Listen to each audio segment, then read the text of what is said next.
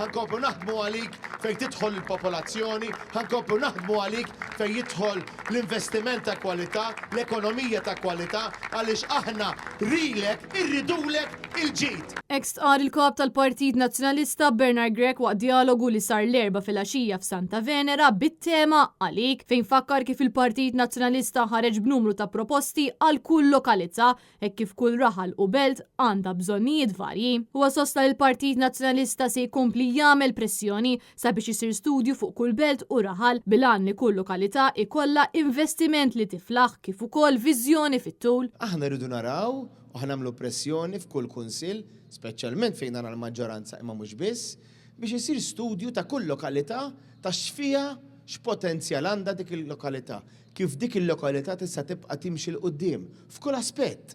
Imma anke wkoll biex naraw x'tiflaħ dik il-lokalità. Għaliex?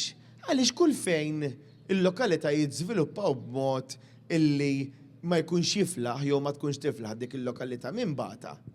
Batew ir-residenti, batew in-nies.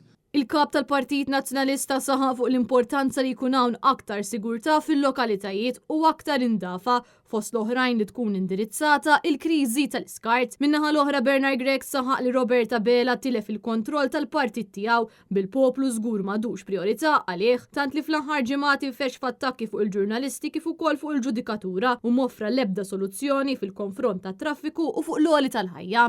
Tibqax iġġibruħek b'dan il-mod.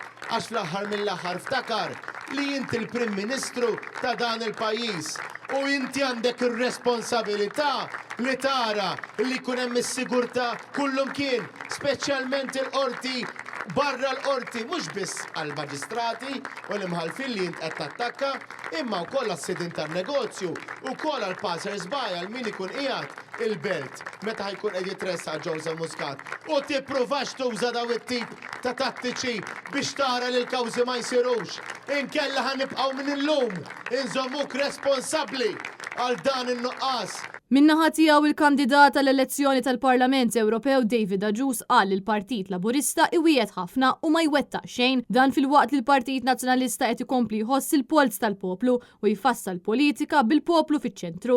David Agius qal li l-Partit Nazzjonalista kommess li jkompli jġib aktar fondi mill-Unjoni Ewropea sabiex isir l-investiment meħtieġ f'pajjiżna. Is-Segretarju Ġenerali tal-Partit Nazzjonalista Michael Piccinino sostna li Roberta Bela huwa mifxul tant li nesa li xogħlu huwa li joffri soluzzjonijiet fil-pajjiż u qal li Roberta Bela falla f'numru ta' affarijiet li kien wiegħed tant li proposta l-lokalità ta' Santa Venera li saret fl-elezzjoni li għaddiet sparixxiet. Michael Piccinino sostna l-Partit Nazzjonalista determinat li jkompli jaħdem sabiex ikollna lokalitajiet aħjar.